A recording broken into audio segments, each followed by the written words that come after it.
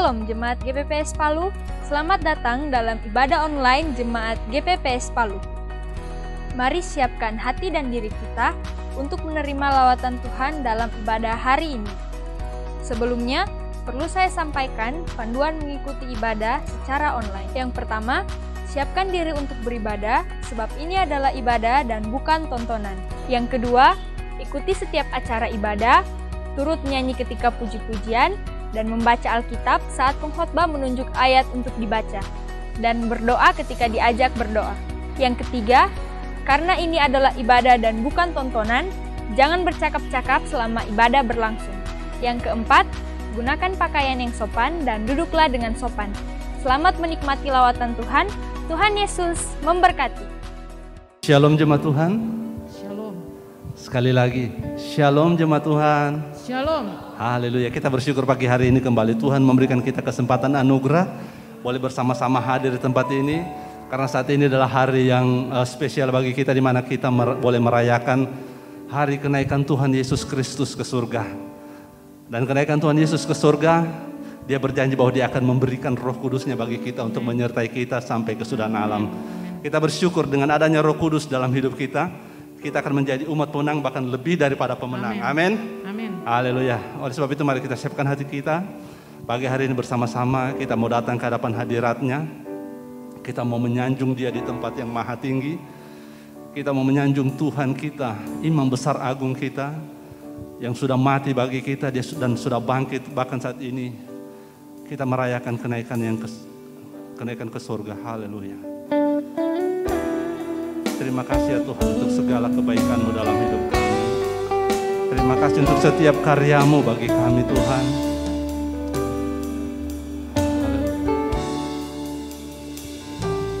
Ku sanjung Kau di tempat tinggi, sebab Engkau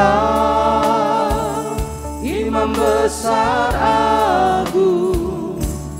Ku sanjung Kau lebih dari yang lain,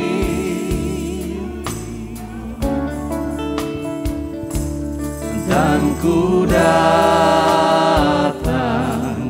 menyembah-Mu Tuhan.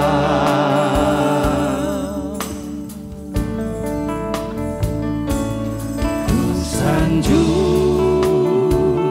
Kau di tempat tinggi, sebab Engkau Imam besar agung. Ku sanjung Kau lebih dari yang lain. Kami datang menyembah-Mu, dan ku datang menyembah-Mu Tuhan. Sama-sama kita katakan, ku sanjung Kau di tempat tinggi. Ku sanjung Kau di tempat tinggi, sebab Engkau Imam besar agung. Ku sanjung Kau lebih dari yang lain. Amin Tuhan. Dan ku datang menyembah-Mu Tuhan. Ku sanjung Kau Tuhan. Ku sanjung Kau di tempat tinggi, sebab Engkau Imam besar agung. Ku sanjung Kau lebih dari yang lain,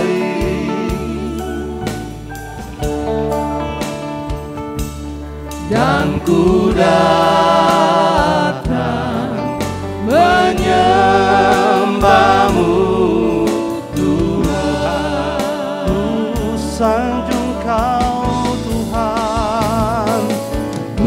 sanjung Kau di tempat tinggi, sebab Engkau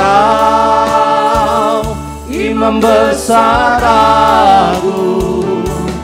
Ku sanjung Kau lebih dari yang lain,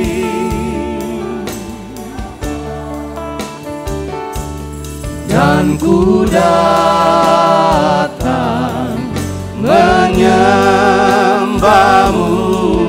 Tuhan. Ku sanjung Kau di tempat tinggi, ku sanjung Kau di tempat tinggi, sebab Engkau Imam besar agung. Ku sanjung Kau lebih dari yang lain. Kami datang untuk menyembah-Mu Tuhan, dan ku datang menyembah-Mu Tuhan. Sekali lagi sama-sama kita katakan, ku sanjung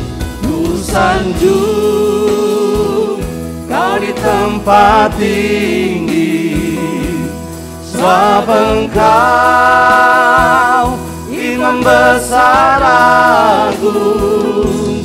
Ku sanjung Kau lebih dari yang lain. Tiada yang sama seperti-Mu Tuhan. Dan ku datang, kami datang menyembah-Mu Yesus Tuhan. Oh, ku sanjung Kau Tuhan. Ku sanjung Kau yang layak menerima setiap pujian penyembahan kami Tuhan. Sebab Engkaulah Imam besar agung kami. Ku sanjung Kau lebih dari yang lain, dan ku datang menyembah-Mu Tuhan. Sekali lagi katakan, ku sanjung Kau di tempat tinggi. Dan saya jemput kita semua bangkit berdiri bersama-sama. Ku sanjung Kau di tempat tinggi, Kau Allah yang kami sanjung Tuhan. Kau layak Tuhan, Imam besar agung. Oh, ku sanjung Kau lebih dari yang lain, dan ku datang menyembah-Mu Tuhan. Sekali lagi, ku sanjung Kau Yesus Tuhan. Ku sanjung Kau di tempat tinggi, sebab Engkau Imam besar agung. Ku sanjung Kau lebih dari yang lain,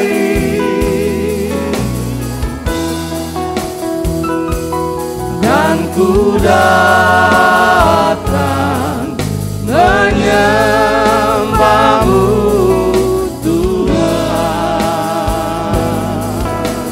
Kami datang menyembah-Mu, dan ku datang menyembah-Mu Tuhan,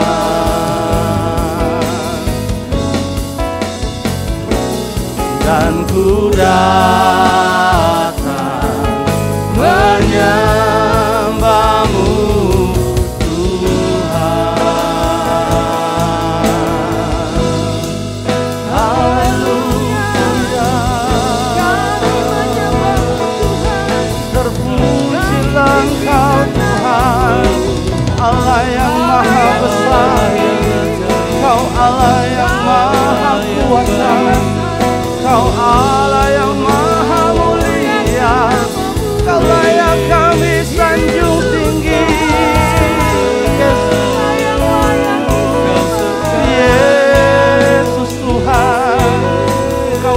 Tuhan di atas segala Tuhan. Engkaulah Raja di atas segala Raja.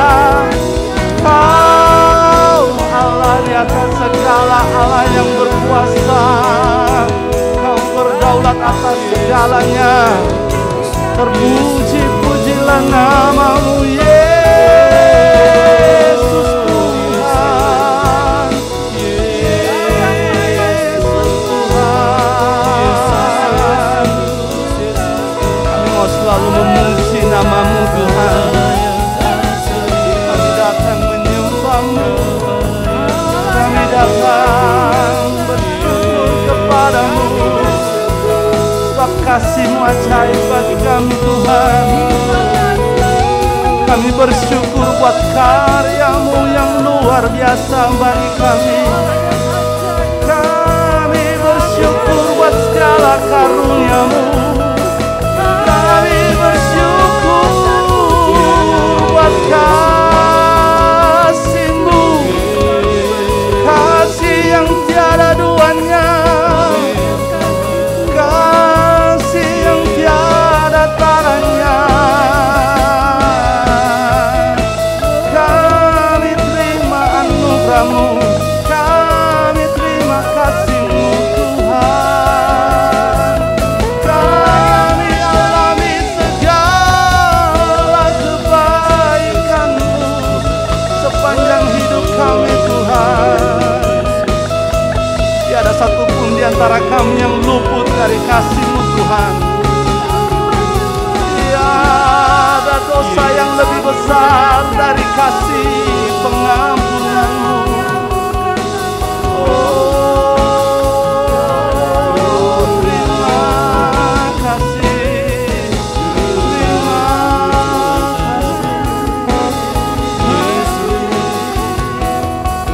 Terima kasih Tuhan. Terima kasih Yesus.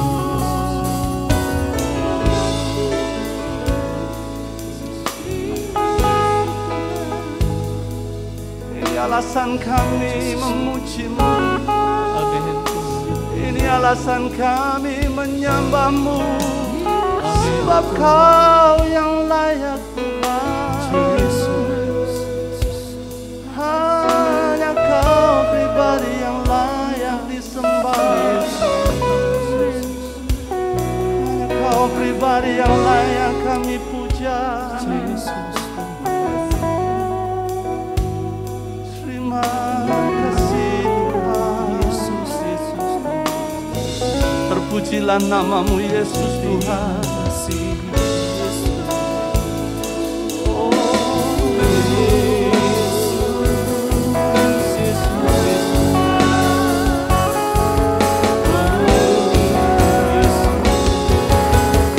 Terpujilah nama Tuhan, Dia yang tinggi dan layak dipuja. Kami angkat tangan di hadapan-Nya, nyanyi puji nama-Nya, puji nama-Nya. Terpujilah nama Tuhan, terpujilah Tuhan. Engkau yang maha tinggi dan layak kami puja Tuhan. Bersama dengan jemaat kami angkat tangan di hadapan-Mu.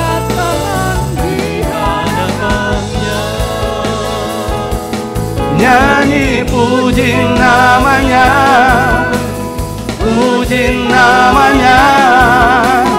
Terpujilah nama Tuhan. Haleluya, berikan sorak-sorai bagi Allah kita. Haleluya, Engkau yang layak kami puji dan kami tinggikan Tuhan. Haleluya. Pagi hari ini kami mau lebih lagi memuji dan memuliakan Engkau ya Tuhan. Biarlah kiranya Tuhan Engkau bertahta di atas puji-pujian kami. Tuhan layakkan setiap kami Tuhan untuk boleh lebih lagi masuk dalam hadirat-Mu. Untuk kami boleh memuji dan menyembah Tuhan. Dan bebaskan roh kami ya Tuhan. Untuk kami dapat bersuka cita bersorak-sorai bagi nama Tuhan. Dan segala rancangan kuasa kegelapan iblis apapun bentuknya yang akan mengganggu ibadah kami pagi hari ini. Dari manapun datangnya, apapun bentuk pekerjaannya, saat ini kami bersatu hati memanggil nama Tuhan. Di dalam nama Tuhan Yesus Kristus kami mengikat, patahkan, hancurkan pekerjaan dan kuasanya. Di dalam nama Tuhan Yesus Kristus kami minta Allah Roh Kudus, mari Engkau berkarya tengah-tengah kami saat ini. Terpujilah Engkau Tuhan di dalam nama Tuhan Yesus Kristus. Haleluya. Amin. Haleluya. Sekali lagi berikan tepuk tangan yang terbaik bagi Allah kita. Haleluya. Yesus telah mati bagi kita. Dia bangkit. Dan saat ini kita merayakan kenaikan Yesus Kristus ke surga. Dan kemenangan yang Tuhan berikan kepada kita, itu layak untuk kita terima. Haleluya. Sama-sama kita naikkan pujian ini. Ku menang bersama Yesus Tuhan.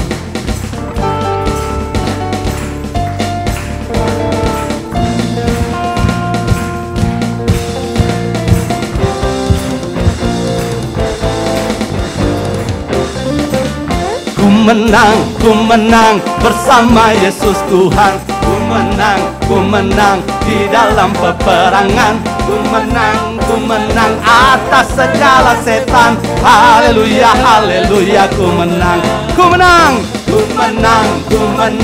bersama Yesus Tuhan. Ku menang di dalam peperangan. Ku menang atas segala setan. Haleluya, haleluya. Ku menang. Katakan ku menang bersama Yesus Tuhan. Ku menang di dalam peperangan. Ku menang atas segala setan. Haleluya, haleluya. Ku menang. Haleluya, haleluya. Dia bangkit. Haleluya, dia hidup. Haleluya, dia naik. Roh Kudus turun. Haleluya, haleluya. Dia bangkit. Haleluya, dia hidup. Haleluya, dia naik. Roh Kudus turun. Katakan ku menang bersama Yesus Tuhan. Ku menang di dalam peperangan. Ku menang atas segala setan. Haleluya, haleluya. Ku menang. Haleluya, haleluya. Dia bangkit. Haleluya, dia hidup. Haleluya, dia naik. Roh Kudus turun. Haleluya, haleluya. Dia bangkit. Haleluya, dia hidup. Haleluya, dia naik. Roh Kudus turun. Roh Kudus turun. Roh Kudus turun. Haleluya, haleluya, haleluya. Roh Kudus tercurah di tempat ini.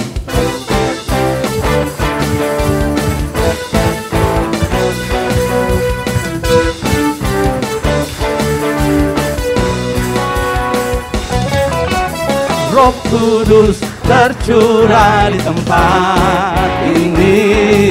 Urapannya yang ajaib memulihkan umatnya. Roh Kudus tercurah bagi gerejanya, membangkitkan umat pilihannya. Katakan hari ini. Hari inilah harinya Tuhan, saat pembebasan tiba.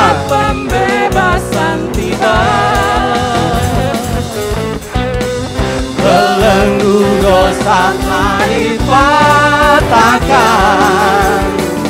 Mari bersorak bahagia.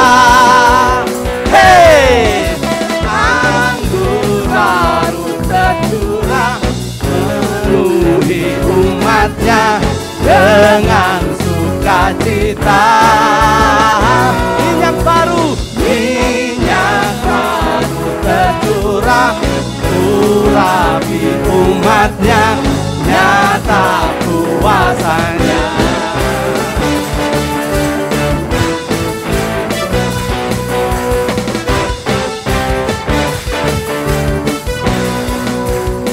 Kudus tercurah di tempat ini. Kudus tercurah di tempat ini. Urapannya yang ajaib memulihkan umatnya. Roh Kudus tercurah bagi gerejanya, membangkitkan umat pilihannya. Katakan hari ini. Hari inilah harinya Tuhan, saat pembebasan tiba. Belenggu dosa telah dipatahkan. Mari bersorak bagi Dia sama-sama. Hey! Anggur baru tercurah, penuhi umatnya dengan sukacita. Minyak baru tercurah, urapi umatnya, nyata kuasanya. Anggur baru tercurah, penuhi umatnya dengan sukacita.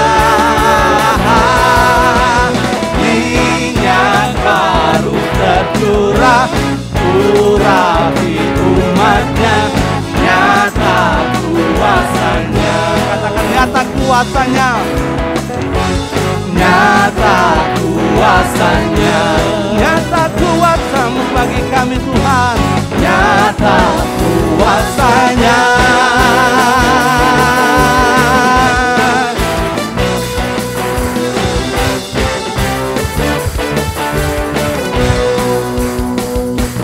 Haleluya.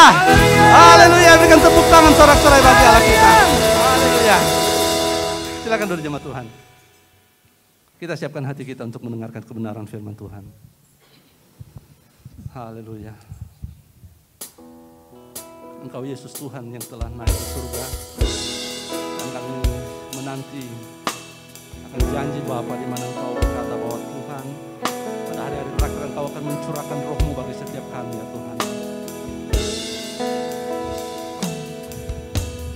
Yesus Tuhan ditinggikan atas segala alam,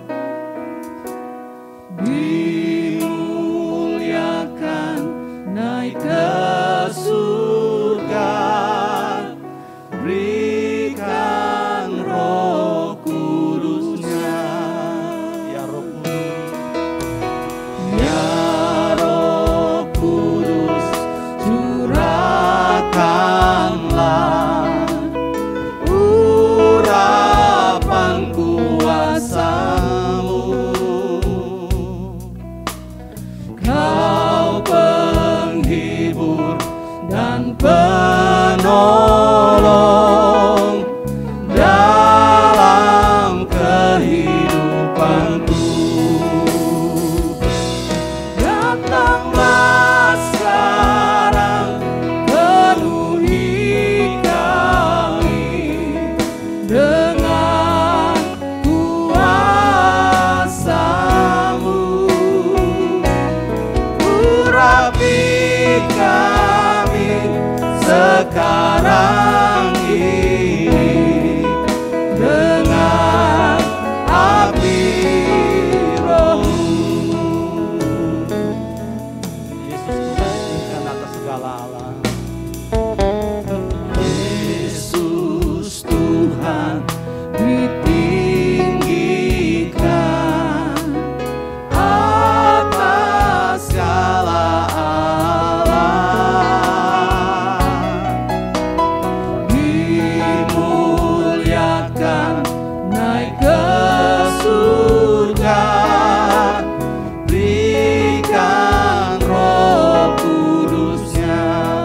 Ya Roh Kudus, ya Roh Kudus, curahkanlah urapan kuasa-Mu.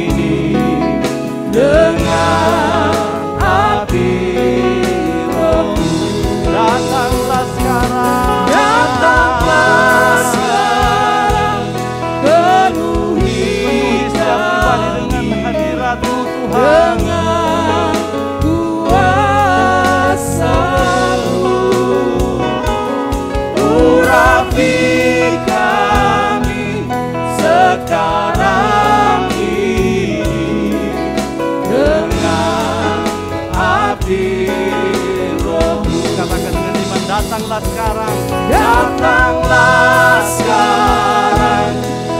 Jemaat Tuhan kembali bangkit berdiri bersama-sama. Dengan kuasa-Mu,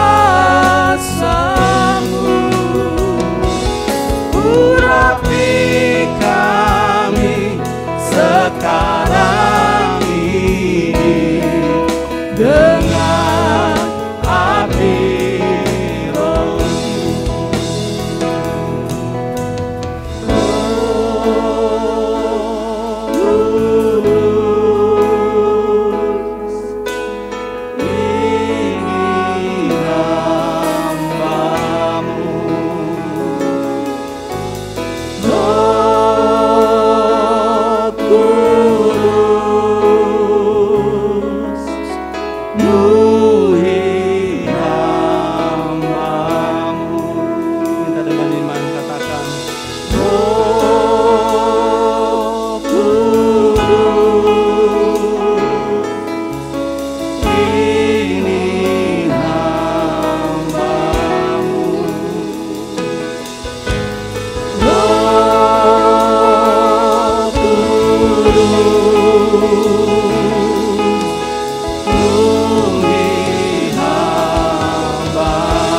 Sekali lagi katakan Roh Kudus. Roh Kudus, ini hamba-Mu. Roh Kudus, penuhi hamba-Mu. Siarala mata kaya masyandara masya. Urala mata kaya masyangkara yarala masya. Inarala mata kaya marala maya masyande. Yarala lala mala maya masyangkara lala kaya masyande. Yarala marala maya masyande.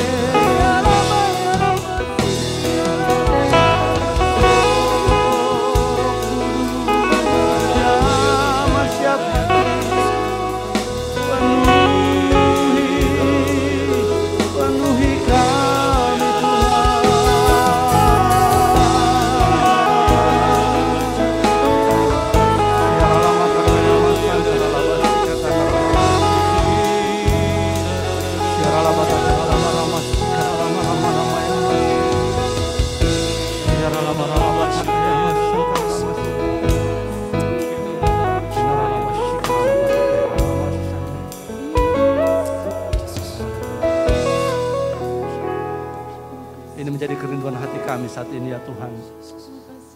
Kami rindu pribadi-Mu ya Roh Kudus untuk selalu memenuhi hidup kami. Karena kami tahu kami tidak dapat berjalan sendiri. Kami tidak dapat mengalahkan setiap kuasa kedagingan di dalam hidup kami tanpa Roh Kudus yang selalu menuntun hidup kami. Kami membutuhkan Engkau setiap saat ya Roh Kudus. Kami rindu Engkau selalu hadir di dalam hidup kami dan memenuhi hidup kami. Terima kasih ya Tuhan. Biarlah setiap pujian kami pagi hari ini yang kami naikkan ke hadapan hadirat-Mu. Semuanya itu boleh menyenangkan hati-Mu ya Tuhan. Dan saatnya ya Tuhan kami rindu untuk boleh mendengarkan kebenaran firman-Mu. Berfirmanlah bagi kami ya Tuhan. Kami memberikan tanah hati kami yang terbaik untuk boleh ditaburi dengan benih firman Tuhan. Biarlah benih firman Tuhan boleh berakar, bertumbuh dan berbuah bagi hormat kemuliaan nama Tuhan dalam hidup kami. Terima kasih Bapa. Segala rancangan kuasa kegelapan apapun bentuknya, roh setan iblis apapun bentuknya akan mengalihkan perhatian kami dari mendengar firman Tuhan. Saat ini kami bersatu hati memanggil nama Tuhan. Di dalam nama Tuhan Yesus Kristus kami mau ikat patahkan, hancurkan segala kuasanya. Dalam nama Tuhan Yesus Kristus kami mau Allah Roh Kudus yang terus menerangi hati pikiran kami. Dan biarlah kiranya urapan yang baru juga Engkau curahkan bagi hamba-Mu. Hikmat daripada Tuhan boleh menyertai akan hamba-Mu ya Tuhan. Sehingga hamba-Mu boleh berkata-kata seturut dengan apa menjadi kehendak Tuhan bagi setiap kami. Terpujilah nama Tuhan. Kami siap mendengarkan kebenaran firman Tuhan. Hanya di dalam nama Tuhan Yesus Kristus kami berdoa. Haleluya. Amin. Silakan duduk jemaat Tuhan. Puji nama Tuhan. Shalom. Puji Tuhan, kita bersyukur kesempatan tahun ini Tuhan berikan lagi kesempatan anugerah bagi kita untuk boleh memperingati kebangkitan atau kenaikan Yesus Kristus ke sorga. Puji Tuhan, dan kita bersyukur bahwa dalam kemurahan dan pengasihan Tuhan kita semua berada di dalam pemeliharaan perlindungan Tuhan sekalipun di dalam pandemi ini. Nah, sebelum kita mendengarkan atau pemberitaan firman Tuhan, kami sampaikan ada dua hal penting. Pertama, biasanya, bukan kebiasaan tapi biasanya, saya sudah selesai ibadah pagi, ada peringatan kenaikan Yesus Kristus ke sorga. Biasanya malamnya, dan 10 malam ke depan ada doa baptisan Roh Kudus, ya. Biasa juga kita dalam bentuk pujian penyembahan. Nah, oleh karena situasi kondisi pandemi ini, di mana kesempatan untuk kita berkumpul sangat terbatas, oleh karena itu kami sampaikan kepada seluruh jemaat, berhubung kita semua ada punya ibadah kategorial. Ada sekolah minggu, ada remaja, ada kaum muda, ada dewasa muda, ada kaum bapak, ada kaum ibu, dan juga ada kaum sel. Ya, jadi silahkan masing-masing mengatur harinya untuk mengadakan doa baptisan Roh Kudus, dan diadakan secara online, ya. Jadi tidak ada sesuai dengan kondisi yang tidak memungkinkan untuk kita berkumpul, maka itu berkumpul untuk setiap hari. Oleh karena itu silahkan masing-masing mengaturnya untuk doa baptisan Roh Kudus di kategorialnya masing-masing. Karena hari Senin ada, hari Selasa ada, hari Rabu ada, masing-masing ada. Tiap-tiap hari kan ada kegiatan masing-masing dari kategorial, jadi silakan diatur, ya. Dan nanti saudara tinggal mengikuti penyampaian dari kategorial di grup WA masing-masing. Tuhan memberkati kita. Nah, sekarang mari kita buka Alkitab kita masing-masing. Kita akan belajar kebenaran firman Tuhan sehubungan dengan peringatan hari kenaikan Kristus ke sorga, supaya ini tidak hanya menjadi peringatan, perayaan dari tahun ke tahun sesuai hitungan tanggalnya dan tepatnya, dan kemudian kita peringati lagi. Tetapi kita mau belajar memaknai kenaikan Kristus ke sorga. Mari kita buka Yohanes 14. Yohanes 14. Kita baca ayat 1, ayat 2, dan ayat 8. Kalau saudara sudah temukan, mari kita sama-sama sambut firman Tuhan. Kita akan baca Yohanes pasal 14, ya, ayat 1, 2, dan ayat 8. Oke, sudah dapat? Mari kita akan baca. Janganlah gelisah hatimu, percayalah kepada Allah, percayalah juga kepadaku. Di rumah Bapakku banyak tempat tinggal. Jika tidak demikian, tentu aku mengatakannya kepadamu, sebab aku pergi ke situ untuk menyediakan tempat bagimu. Kita baca lanjut dulu ayat supaya berurutan, supaya kisahnya kita tahu. Kita lanjut ayat 3 dulu, ya. Dan apabila aku telah pergi ke situ dan telah menyediakan tempat bagimu, aku akan datang kembali dan membawa kamu ke tempatku, supaya tempat di mana aku berada, kamu pun berada. Lanjut. Dan kemana aku pergi, kamu tahu jalan ke situ. Lanjut.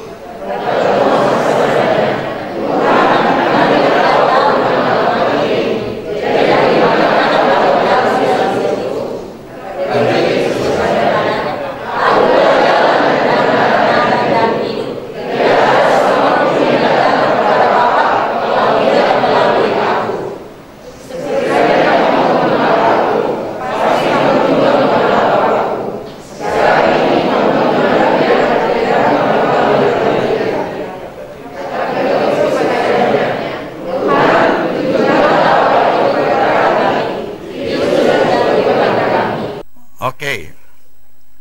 Ya, sekarang ayat 18. Oke, kita baca. Aku tidak akan meninggalkan kamu sebagai yang jatuh. Aku akan kembali kepadamu. Oke, puji Tuhan, silakan itu. Topik firman Tuhan yang kita pelajari pada peringatan hari kenaikan Tuhan Yesus ke sorga adalah memaknai kenaikan Tuhan Yesus Kristus ke sorga.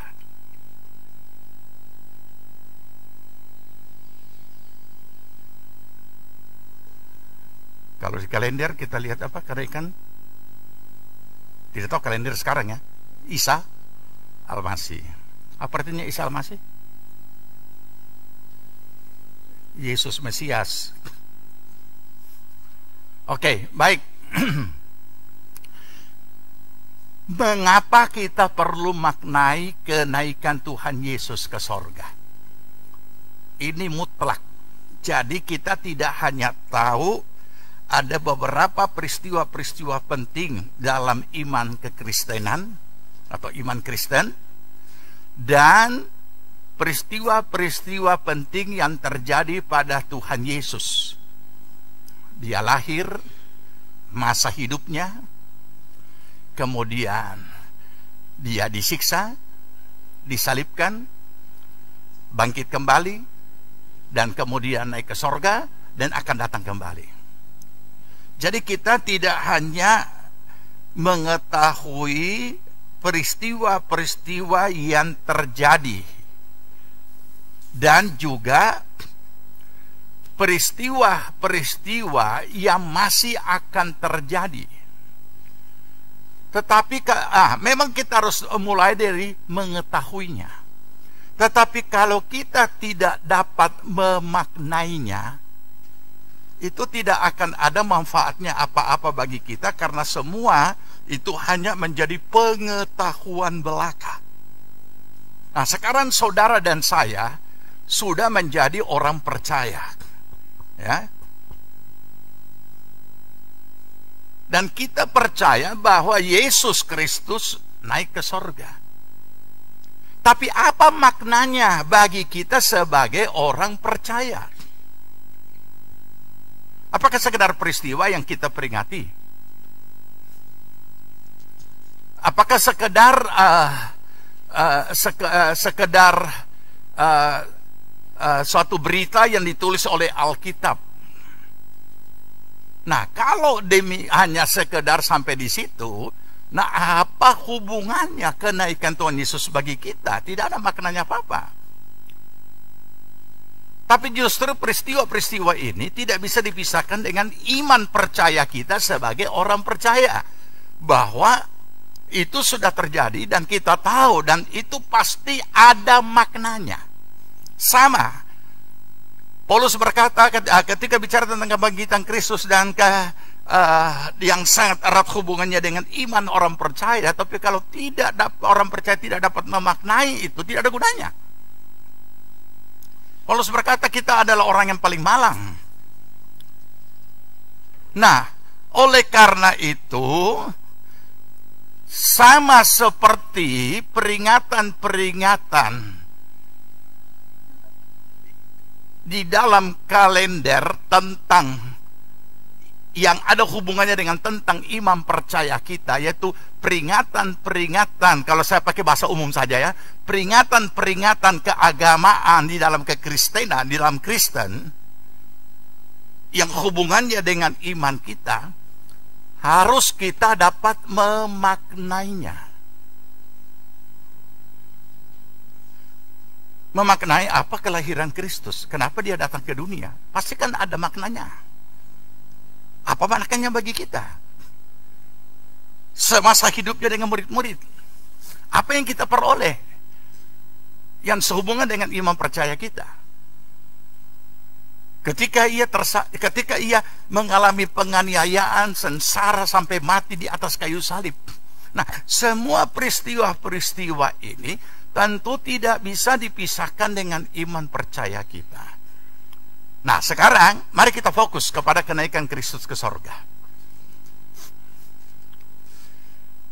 Saudara, apa yang akan kita pelajari di sini? Yang akan kita pelajari di sini adalah pertama-tama kita mau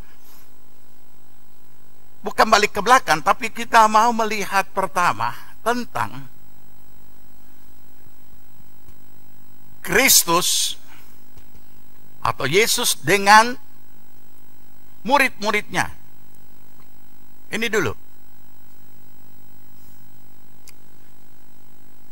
Kita mau melihat bagaimana murid-murid ini memahami, memaknai, karena mereka dikatakan adalah pengikut Yesus. Mereka adalah murid-murid.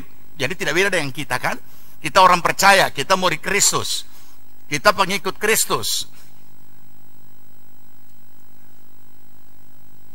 Mereka hidup bersama Yesus secara lahiriah, dengan mata kepala bisa dilihat, dengan mata jasmani, bergaul bersama dan kemana bersama. Bagaimana murid-murid ini memaknai kebersamaan mereka dengan Kristus? Kita tidak akan menghakimi, tapi kita akan melihat apa yang kita ketahui yang ditulis oleh Alkitab tentang murid-murid. Padahal bersama-sama ini secara manusia lahiriah bersama-sama. Yesus masih pada saat itu dalam keberadaan manusia. Ada di antara mereka, ada wujudnya. Ya samalah. Ketika di rumah sama sekali tidak ada orang tua, dengan di rumah ada papa mama, ada hadir. Itu luar biasa kan? Ada rasa pengayoman, ada rasa aman, rasa sejahtera, apa semua. Karena apa? Ada yang punya otoritas, ada di tengah-tengah kita. Ada dalam rumah. Nah, sekarang Yesus bersama dengan murid-murid. Mari kita renungkan. Pada saat mereka masih orang biasa, belum jadi murid Kristus, kita baca di dalam Alkitab, Yesus lewat dan dia berkata, ikutlah aku. Kemudian Matius pun mengikut dia. Siapa Matius? Pemungut cukai.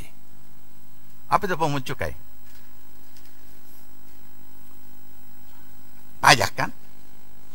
Nah, terus kita masih ingat, saya tidak bacakan ya, karena ini dari sekolah minggu kita sudah tahu kisah-kisah ini. Jadi kisah saja, kisah singkat. Apa yang kita tahu dengan Petrus? Lagi apa dia pada waktu dipanggil?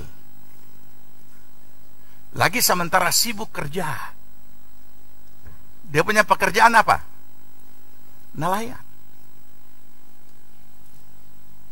Yakobus, Yohanes, setiap murid kita kita ingat kembali ya, apa yang kita baca dalam kitab. Setiap murid yang dipanggil oleh Yesus, responnya semua luar biasa. Maka mereka pun meninggalkan semuanya dan mengikut Yesus. Itu yang kita tidak ada yang membantah, tidak ada yang berargumen. Responnya begitu bagus. Oke? Itu yang ditulis Alkitab. Nah sekarang, sejenak, saya tidak baca juga. Mari kita uji ingatan kita terhadap apa yang sudah kita baca. Bahkan apa yang sudah kita peroleh dari sejak sekolah minggu. Apa yang kita ketahui tentang keberadaan murid-murid ketika Yesus hidup dan ada bersama-sama dengan mereka. Ada yang Yesus puji, atau lebih banyak Yesus menegur?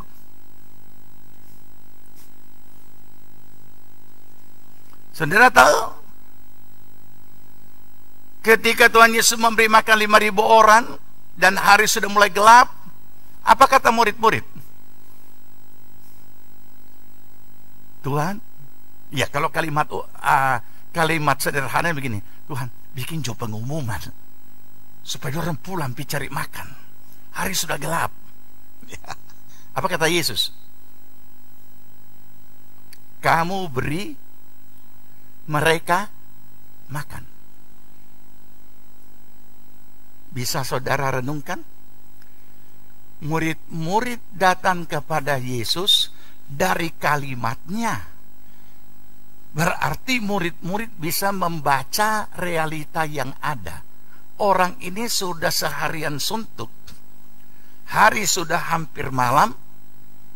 Dan ini kalau mereka tidak pulang ini, mau kasih makan bagaimana? Nalarnya jalan kan? Minggu lalu kita sudah belajar kan? Maksimalkan itu nalar dalam kita menjadi pengikut Kristus. Jadi kalau dipikir alasannya tepat. Tetapi secara kemanusiaan, secara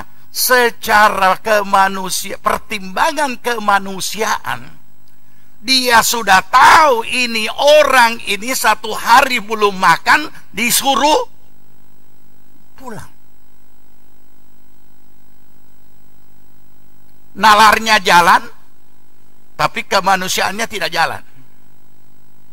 Nah, ini dia. Makanya Yesus berkata, kamu beri mereka makan. Jadi kondisi seperti ini, dengan tidak menghakimi itu murid-murid, kita sudah tahu. Baru sampai di situ mereka punya hati. Baru sampai di situ yang mereka pahami. Baru sampai di situ. Sebenarnya sederhana. Kalau memang tidak tahu apa yang mau dibikin, paling tidak, Tuhan ini so malam nih, kira-kira apa yang kita mau bikin dengan orang ini? Ini tidak, suruh orang pulang. Coba bayangkan, karena hari sudah malam. Di ayat yang berkata, oh tidak bisa Kak, kalau disuruh mereka pulang, mereka akan pingsan di jalan. Itu ada ayat ya, perkataan Yesus juga kepada mereka. Jadi dari sini kita memahami, sekalipun itu murid-murid sudah sekian atau sehari-hari bersama-sama dengan Yesus, belum dapat memaknai hal-hal yang seharusnya punya nilai ilahi di dalamnya. Nah, mari kita kembalikan pada diri kita masing-masing. Apakah yang kita hadapi dalam hidup kita ini sudah dapat memaknai? Iman kita dapat memahami apa yang sedang kita hadapi. Nalar kita bisa menganalisa. Kemanusiaan kita juga bisa berfungsi. Mari kita renungkan. Masih tentang murid-murid. Ada banyak teguran. Ketika mereka mengusir setan dan setan tidak mampu keluar, mereka bertanya, kenapa kami sudah usir orang-orang datang kepada Yesus? Kami sudah bawa ini orang kepada murid-muridmu, tapi mereka tidak bisa mengusir setan itu. Dan Yesus menegur, berapa lama aku harus bersama-sama dengan kamu? Banyak teguran.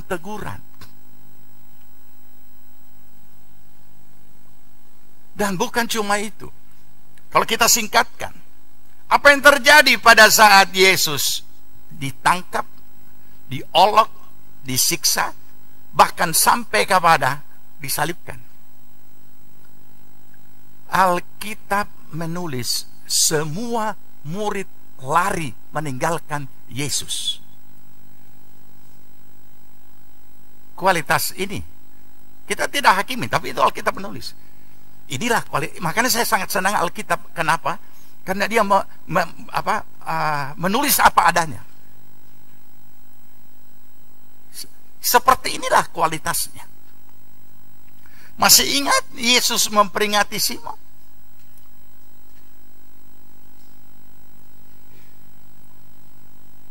Ketika ia diperingati, dia tersinggung. Dan dia berkata, mati bersama, jangankan mati bersama dengan engkau pun aku rela. Oh, orang ini tidak mengerti. Berapa lama Yesus langsung berkata, sebelum ayam berkokok kamu sudah menyangkal aku 3 kali.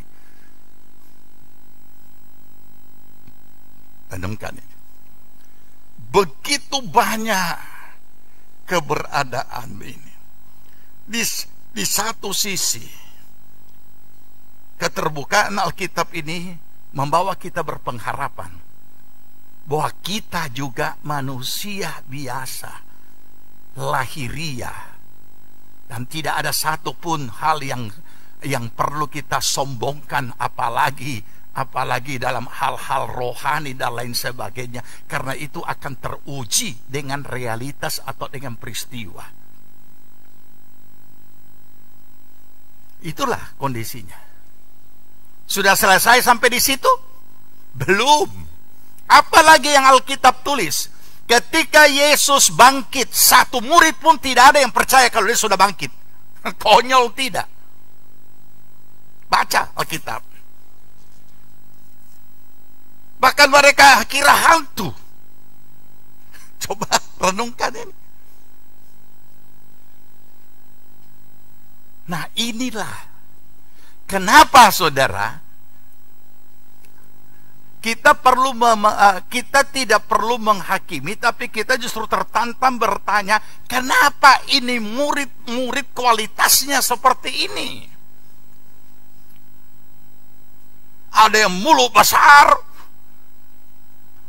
ada yang tidak percaya, ada yang mulut besar rela mati, padahal begitu dihadapkan dengan realitas, cuma dayang-dayang yang cuma budak yang kita kenal ngana juga sama-sama dengan Yesus. Oh tidak. Bayangkan nih. Coba kalau dengan serdaro dengan tombak tusuk sini, ngana juga sama-sama dengan Yesus kan? Jadi saudara, kita perlu menyadari bahwa realitas apapun yang kita hadapi itu alat penguji iman. Kualitasnya sampai di mana, apapun bentuknya. Nah, oleh karena itu, kalau kita renungkan, ya, ini yang pertama ya. Sebelum Yesus bangkit, ia sudah mengisahkan kepada murid-murid semuanya bahwa dalam waktu sekejap lagi dunia tidak akan dia akan melihat aku. Mereka akan berpisah dengan Yesus. Yesus sudah sampaikan itu sebelum keangkatannya. Nah, jikalau tadi bangkit tidak ada yang percaya, sampai Yesus harus menampakkan dirinya dengan cara yang ajaib untuk meyakinkan mereka bahwa saya sudah bangkit. Kepada semua murid, tadinya kepada si A, si B, si C, si D, terakhir kepada semua murid hadir. Dan Yesus menampakkan dirinya, ia telah bangkit. Bahkan sebelum naik ke sorga masih sempat makan bersama dengan mereka. Itu yang kita baca di dalam Kisah Rasul. Oke, sekarang kita renungkan ayat yang kita baca di dalam Yohanes 14 adalah penyampaian Yesus sebelum kenaikan ke sorga, menyampaikan apa maksud dan tujuan kenaikannya, menyampaikan bahwa kita akan berpisah secara fisik, betul-betul tidak ada lagi yang dilihat, tidak ada lagi di antara kita secara fisik. Berarti mereka akan hidup mandiri dalam hal iman percaya mereka. Mereka akan menjalani hidupnya dan mulai belajar bagaimana hidup dalam dimensi iman.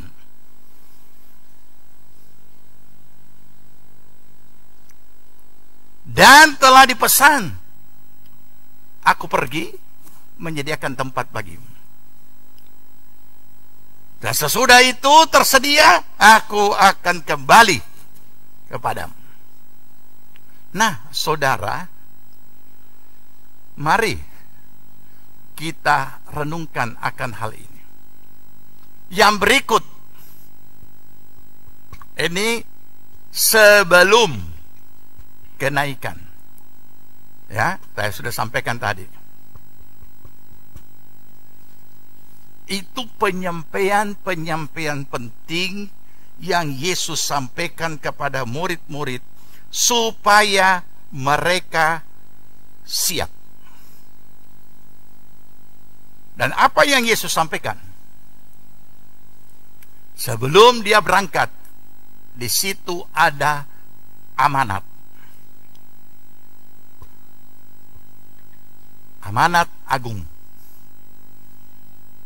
Nanti kita akan lihat luar biasa urut-urutan yang tidak terputus daripada peristiwa-peristiwa ini.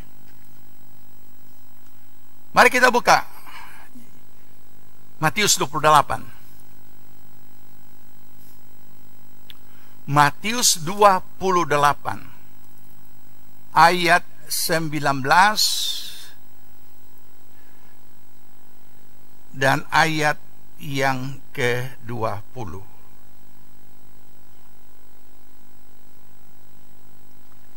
Oke.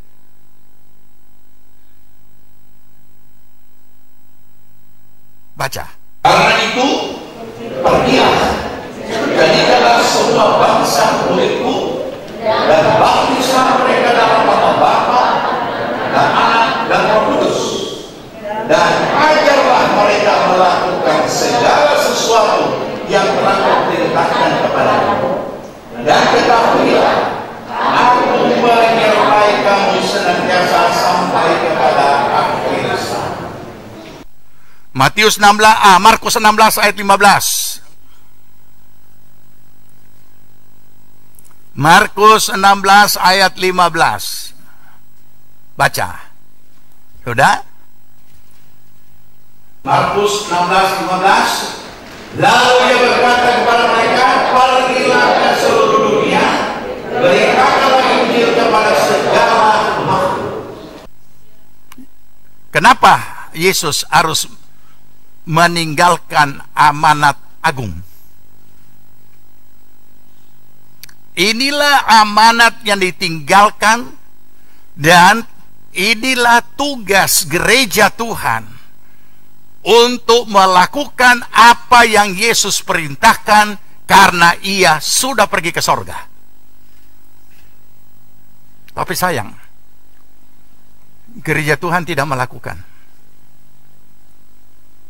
Hanya sebahagian kecil gereja Tuhan yang menyambutnya.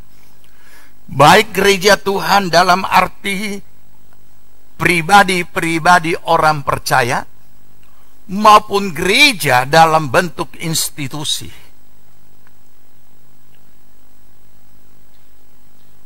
Gereja dalam bentuk institusi hanya mengurus kebaktian, tidak mengurus jiwa-jiwa untuk diselamatkan.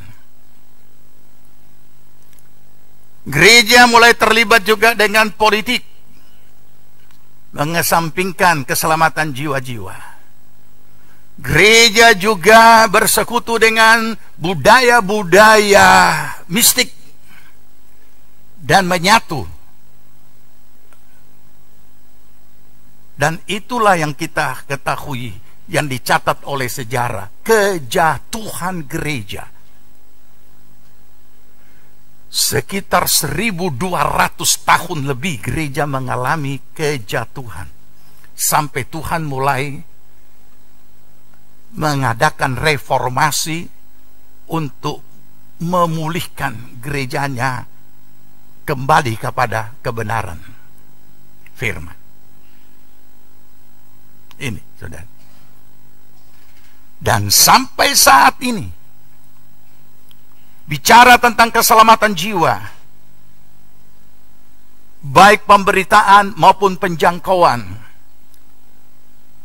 itu menjadi nomor yang kesekian di belakang. Gereja Tuhan membeli lonceng yang ratusan juta dan miliaran hanya untuk bunyi-bunyinya. Padahal itu sudah bisa menyelamatkan begitu banyak jiwa kalau ratusan juta dan miliaran dipakai untuk pemberitaan Injil.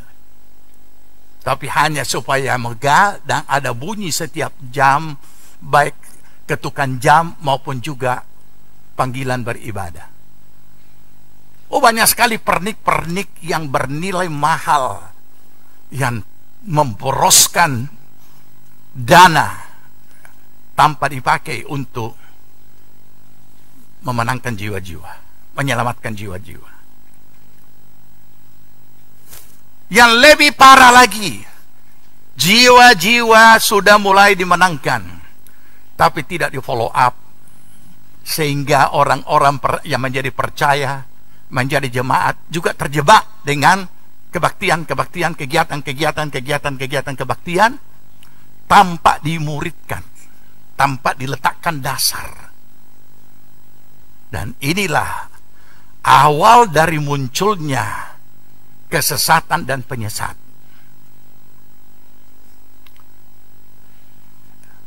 Ini sudah terjadi, bahkan masih terjadi sampai hari ini.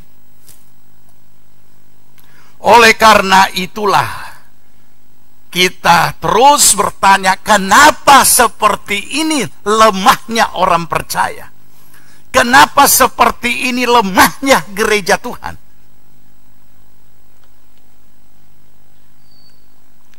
Seolah-olah, bukan cuma seolah-olah, menguasai dirinya sendiri saja tidak bisa, baik secara pribadi maupun secara institusi. Ini kondisi real yang ada. Ini amanat, baik yang ada di dalam Matius 28 ayat 19 dan 20 maupun juga di dalam Markus 16 ayat 15. Ini amanat.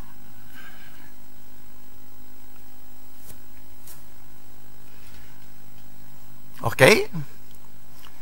Sekarang ceritanya Yesus sudah naik ke sorga, tapi masih ada pesan yang dia tinggalkan sebelum terangkat. Ya. Apa itu? Naik ke sorga. Apa yang Yesus pesan? Kita buka Kisah Rasul. Kisah Rasul pasal 1.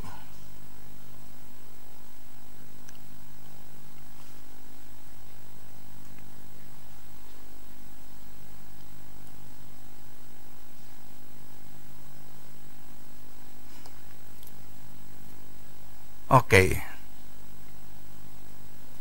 Ayat 4. Sebelum naik ke sorga, rupanya masih sempat makan bersama. Ya, ayat 4 kita baca.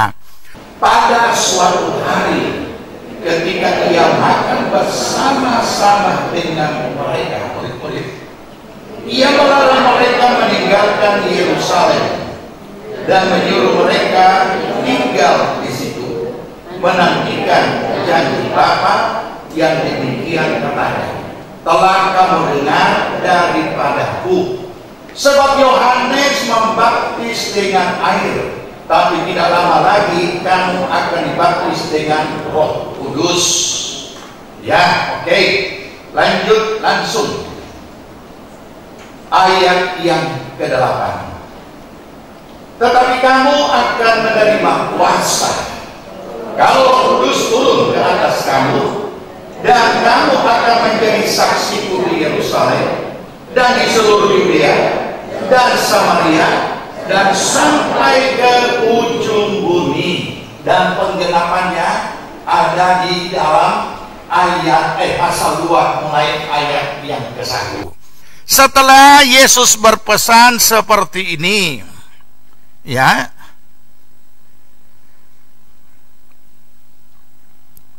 apa yang mereka lakukan? Ayat 12. Ya, Yesus sudah naik ke sorga nih. Ayat 12, maka kembalilah rasul-rasul itu ke Yerusalem dari bukit yang disebut Bukit Zaitun, yang hanya seperjalanan Sabat jauhnya dari Yerusalem. Sesudah mereka tiba di kota, naiklah mereka ke ruang atas tempat mereka menumpang. Mereka itu ialah Petrus dan Yohanes, Yakobus dan Andreas, Filipus dan Thomas, Bartolomeus dan Matius, Yakobus bin Alfeus dan Simon orang Zelot dan Yudas bin Yakobus. Mereka semua bertekun dengan sehati dalam doa bersama-sama dengan beberapa perempuan serta Maria ibu Yesus dan dengan saudara-saudaranya. Saudara, mari kita renungkan. Jadi itu yang Yesus pesan. Apa yang Yesus pesan? Jangan tinggalkan Yerusalem. Dari sekian ratus, kurang lebih sekitar 500 pada saat itu yang menyaksikan dia naik ke sorga. Yang tinggal tetap setia cuma 100 orang lebih. 120 murid. Nah, mari kita renungkan. Apa yang Yesus janjikan adalah jawaban atas kegagalan demi kegagalan. Ya, kalau kita kategorikan kegagalan atau kualitas yang memprihatinkan dari keberadaan murid-murid. Sebagai manusia lahiriah, beriman di dalam manusia dalam keberadaan manusia lahiriah, dan manusia lahiriah yang punya iman kepada Kristus, tetapi ternyata di dalam apa yang dibuktikan oleh Alkitab tidak ada tanda-tanda kalau itu adalah kehidupan iman dari murid-murid itu. Kenapa? Disinilah kita perlu belajar. Sebab kita juga adalah manusia lahiriah, tidak lebih baik daripada para murid itu. Tapi bagaimana kita sebagai manusia lahiriah ini berkenan di hadapan Tuhan? Oke? Nah, baik. Kita baca dulu ayat firman Tuhan.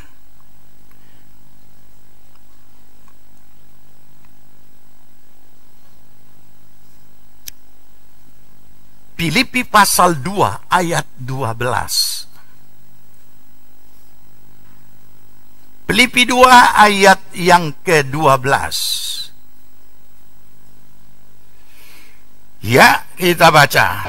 Hai saudara-saudaraku yang kekasih, kamu senantiasa taat.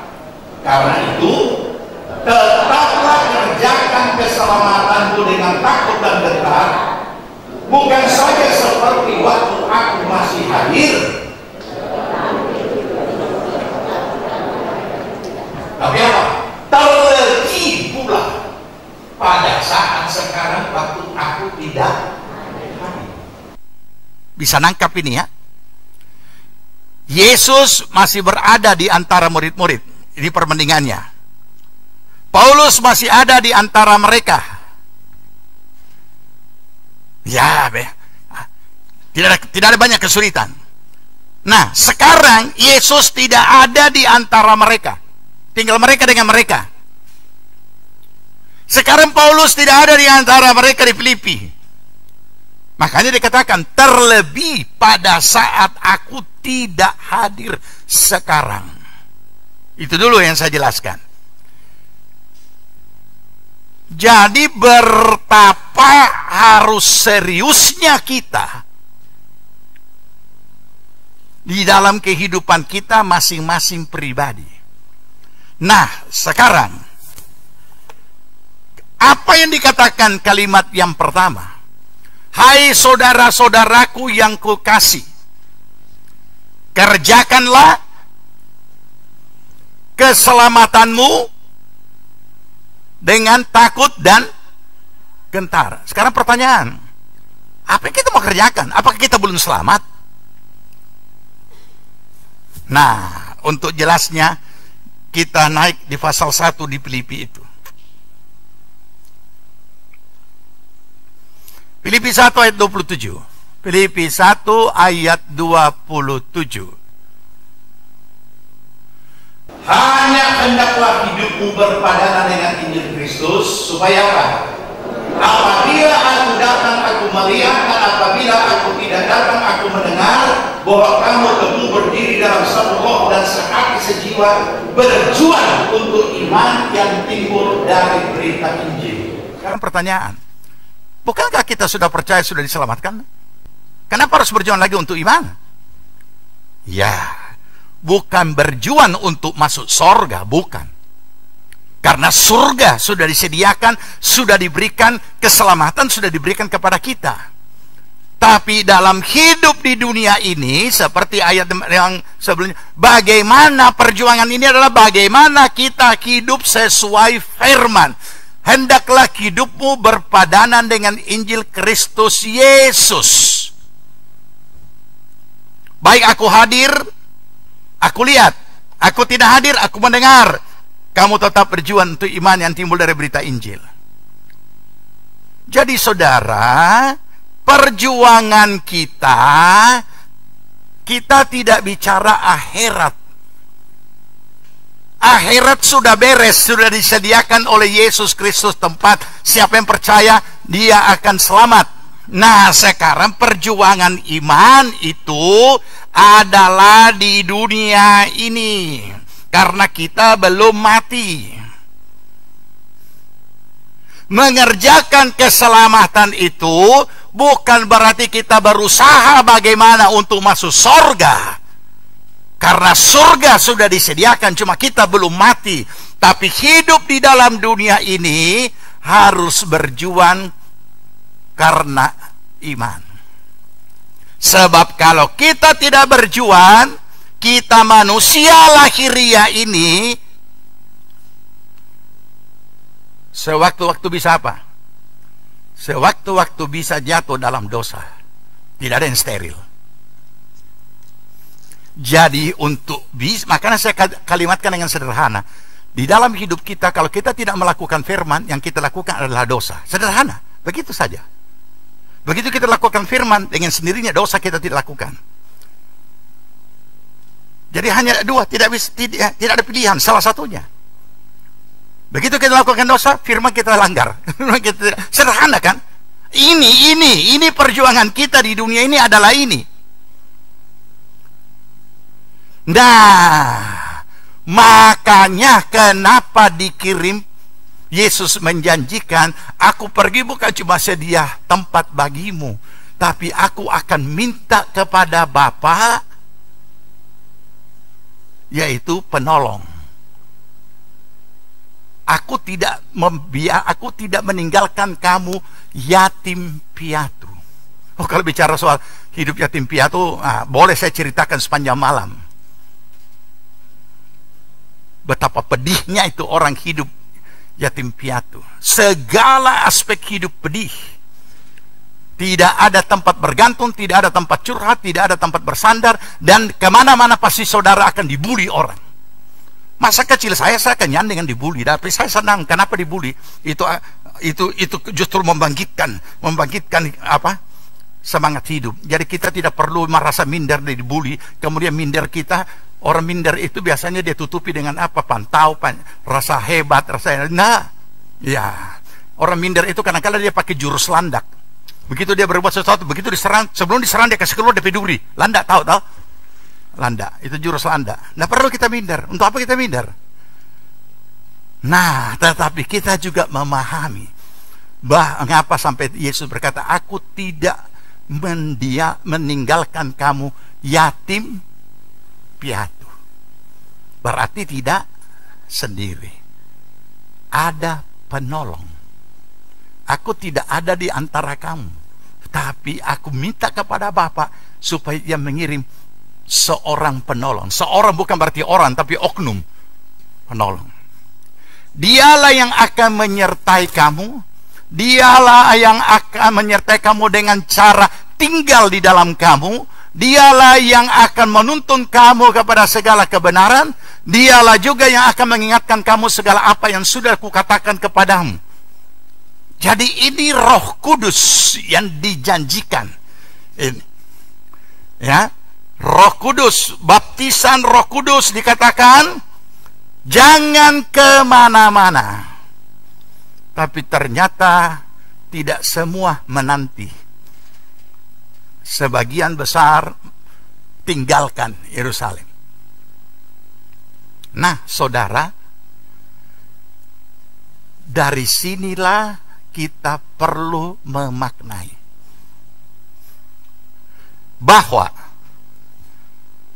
ketika Yesus naik ke sorga dan Dia meminta kepada Bapa untuk mengutus Roh Kudus sebagai roh penolong. Oleh karena kita tidak mungkin bisa dapat melakukan atau berada di hadapan Tuhan dalam kehidupan daging ini untuk boleh hidup berkenan kepada Tuhan. Pasti kegagalan. Masih ingat murid-murid? Mari kita belajar dari murid-murid itu. Sebelum dan sesudah mereka dibaptis Roh Kudus, keadaannya sangat berbeda. Hanya sayangnya gereja Tuhan sebagian di dalam menuntun jemaatnya dibaptis Roh Kudus juga sangat disayangkan ada yang terlalu ekstrim. Sehingga orang menghindar dari dibaptis Roh Kudus. Mereka takut. Mereka lihat ini orang di sebelahnya menggelepar. Mereka tengok lagi di sebelahnya, dia toki-toki, banting-banting kursi. Dia bilang, aduh, takut kita. Yang sebelahnya lagi tidak bisa berdoa karena terganggu dengan segala, aduh, kayak pasar. Saya juga heran, kenapa gereja membiarkan ini seperti itu? Kalau itu pengalaman pertama, orang mungkin ada reaksi-reaksi, manifestasi-manifestasi tertentu yang tidak biasa terjadi pada orang yang baru pertama dibaptis Roh Kudus. Itu mungkin saja karena dia belum bisa mengendalikan emosionalnya. Tugas gereja lah, tugas pelayan Tuhan lah menuntun mereka supaya menikmati baptisan Roh Kudus itu dengan penuh damai, sejahtera, sukacita, dan merasa ada kelepasan. Kekeliruan berikut daripada apa yang diajarkan oleh sebagian gereja adalah bahwa kalau kita sudah dibaptis Roh Kudus, so beres semua. Nah ini, padahal kalau kita dibaptis Roh Kudus itu, kita itu bukan kayak orang dirasuk setan. Kita itu tetap sadar. Dan sekaligus bukan berarti kita sudah steril dari dosa. Kenapa? Dia penolong. Dia hanya menolong kalau kita bersedia ditolong. Bukan tiba-tiba, oh Tuhan, mematikan Roh Kudus, Tuhan akan mematikan segala nafsu daging. Tidak, kan saudara masih hidup dengan daging. Saudara dan saya masih hidup dengan dalam tubuh jasmani. Ya tetap ada. Segala sesuatu yang ada dalam tubuh manusia cara jasmani tetap berfungsi dengan segala-galanya. Cuma yang jelas kita ada firman. Kenapa? Karena cara Roh Kudus menolong, mengingatkan kita kepada firman yang sudah pernah kita dengar. Makanya saya kalau menuntun orang baptis Roh Kudus, saya lebih suka dia berdoa sendiri di rumah sampai dibaptis Roh Kudus. Cuma perlu saya kasih ingat, jangan pernah emosional. Karena kalau saudara emosional, berdoa sendiri tapi dengan emosi, tiba-tiba saudara bermanifestasi, satu rumah gempar. Kenapa dia itu? Ada apa dia di kamar itu? Nah. Ya. Apalagi kemudian orang menjadi kecewa. Saya sudah dibaptis Roh Kudus tapi masih berbuat dosa. Aduh, saya perlu roh yang lebih sakti. Roh apa? Kenapa? Karena seolah-olah yang diajarkan oleh gereja, sebagian gereja mengajarkannya kalau Roh Kudus masuk, so kudus semua.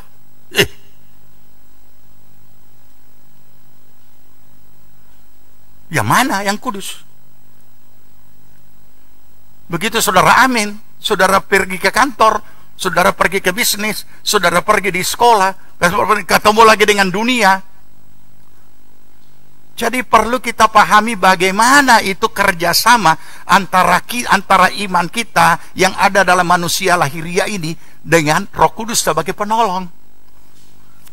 Nah, oleh karena itulah ini menunjukkan bahwa kenaikan Yesus Kristus ke sorga dengan mengutus Roh Kudus adalah membawa kita masuk dalam hidup dalam dimensi iman, hidup dalam dimensi roh.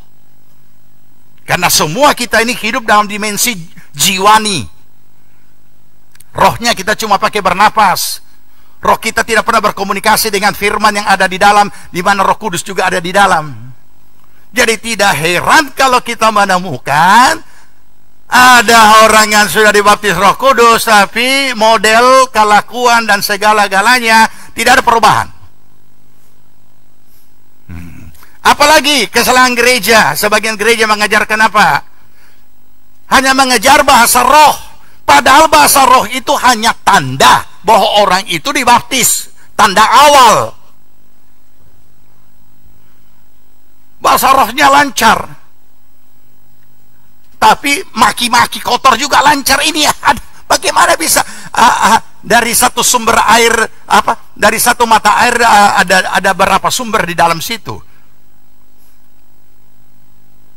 Apalagi kekeliruan sebagian gereja, ya, terfokus untuk mengejar karunia-karunia roh, sementara mereka lupa bahwa maknanya ini, tadi saya sudah katakan, ini perjuangan iman. Inilah realita-realita hidup kita di dunia yang kita hadapi, yang kemudian kita responi sesuai dengan keberadaan kita sebagai manusia lahiriah tapi yang ada iman. Makanya kita perlu memahami bahwa Roh Kudus diberikan kepada kita sebagai apa? Penolong. Kenapa perlu ditolong? Kenapa dikasih penolong? Karena kita perlu ditolong. Kenapa kita perlu ditolong? Kita hidup dalam manusia daging. Daging tidak akan takluk kepada kehendak roh kalau kita tidak taklukkan. Nah, dengan demikian kita akan masuk dalam hidup dalam dimensi iman, roh.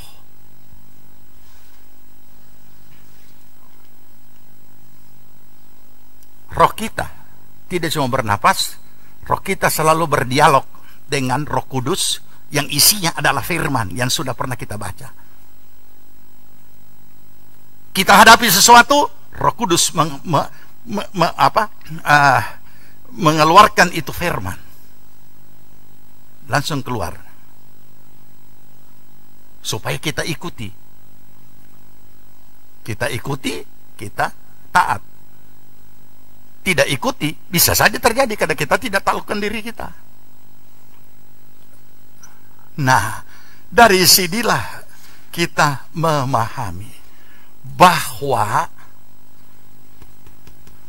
penolong ini diberikan kepada kita karena manusia lahiriah kita ini harus dibentuk. Apanya yang dibentuk? Karakternya. Inilah yang namanya pembentukan karakter. Cukup lama gereja di kalangan kita tidak mengajarkan ini sehingga orang menjadi kecewa. Kenapa saya sudah dibaptis Roh Kudus, saya tidak berubah?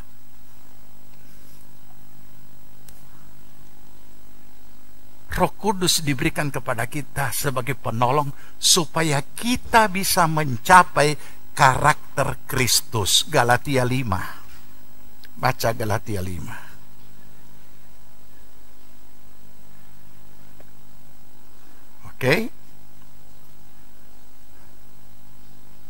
Galatia pasal yang ke-5, mulai ayat yang ke-22.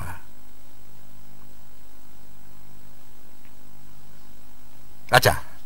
Tetapi buah roh ialah kasih, sukacita, damai sejahtera, kesabaran, kemurahan, kebaikan, kesetiaan, kelemah lembutan, penguasaan diri. Tidak ada hukum yang menentang hal-hal itu. Saudara tahu, sebelum ayat 22, di atasnya itu daftar kehidupan daging, daftar karakter manusia lahiriah. Ini dibentuk, diproses. Makanya ada nyanyian tempo dulu atas persis seperti gambar ini. Buatlah jalanmu dalam saya, Tuhan penjunan ku tanah liat. Biar kau kerjakan turut maumu, ku tunggu diam di kakimu. Ini nyanyian tempo dulu, nyanyian segala abad.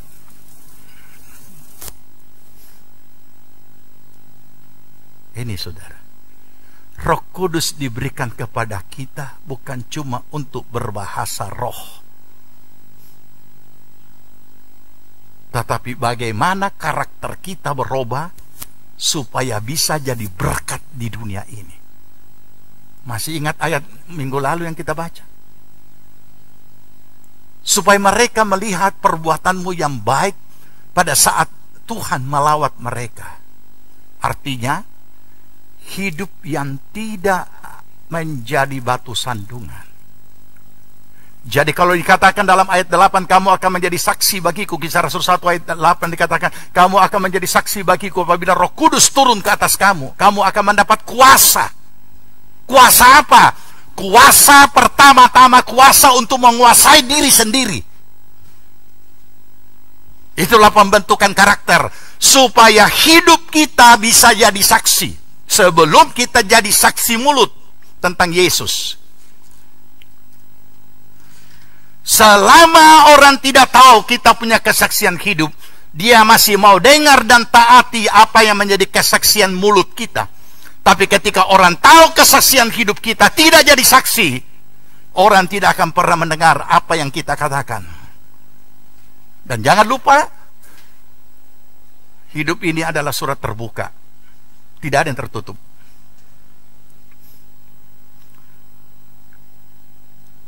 Tapi apa yang dilakukan gereja? Gereja menganjurkan karunia. Yang diperlukan itu adalah jadi saksi di Yerusalem, Yudea, Samaria sampai ke ujung bumi. Apa itu saksi-saksi dari hidup kita? Dari hidup kita, bukan dari karunia. Karunia itu bukan kemampuan kita, tapi karakter, pembentukan karakter itu adalah pergumulan yang sengit daripada penyangkalan diri kita. Itulah kedewasaan rohani. Kedewasaan rohani kita tidak akan pernah peroleh dari melihat karunia atau mengalami orang punya karunia, tidak. Karena itu pemberian Bapa, pemberian Roh Kudus. Suatu waktu dia bisa cabut, suatu waktu dia bisa ambil, dan tidak ada karunia yang selalu permanen. Jangan kita anggap, oh saya sudah dipakai begini, terus menerus saya begini. Bukan. Karunia itu pemberian. Sewaktu-waktu bisa diambil, sewaktu-waktu bisa diganti, tergantung kemurahan Tuhan. Nah, ini semua kekeliruan yang dilakukan oleh gereja Tuhan harus tidak boleh dipertahankan. Kita harus siap dan mau dipulihkan oleh Tuhan, mau diberubah oleh Tuhan. Karena umat Tuhan akan jadi korban. Jadi mari kita renungkan. Ini makna daripada kenaikan Yesus Kristus. Ini makna kenapa Roh Kudus itu diutus untuk menjadi penolong bagi kita. Ini makna daripada kenaikan Kristus itu.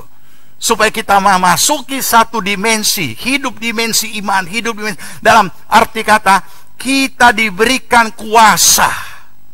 Bahkan lebih daripada kuasa. Bukan cuma power, tapi dunamis. Dunamis itu ledakan kayak kemudian menjadi kata dinamik, dunamis. Tapi bagaimana diri kita sendiri tidak terjadi satu ledakan perubahan? Nah, ini yang perlu bagi kita, saudara. Yang lainnya kita perlukan, karunia kita perlukan, tapi bukan itu yang utama. Kamu akan jadi saksi bagiku. Dan apa yang kita baca dengan apa yang Yesus perintahkan, itu yang kita baca selanjutnya. Setelah murid-murid dibaptis Roh Kudus, yang pertama-tama terjadi adalah perubahan diri mereka, perubahan karakter mereka. Itu yang kita temukan. Dan mereka jadi berkat. Mereka jadi berkat. Ini perlu untuk kita sadari, supaya kita boleh masuk dalam hidup dimensi iman, dimensi roh. Bukan berarti ngeroh, tetapi dibentuk. Bagaimana cara Tuhan membentuk? Bagaimana Roh Kudus membentuk kita? Dari kehidupan hari-hari, dari realitas yang kita hadapi. Dengan jawabannya adalah firman. Dari ketaatan kita melakukan firman tatkala masalah datang dan Tuhan memberikan jawaban lewat firman, disitulah kita mulai merasakan, mengalami bagaimana campur tangan Roh Kudus dalam menolong kita pada saat kita minta ditolong. Dan kita akan melihat ada perubahan. Ya, puji Tuhan. Mari kita berdiri, kita berdoa. Menyenangkanmu, senangkanmu, hanya itu kerinduanku. Amin. Menyenangkanmu, senangkan hatimu, hanya itu kerinduanku.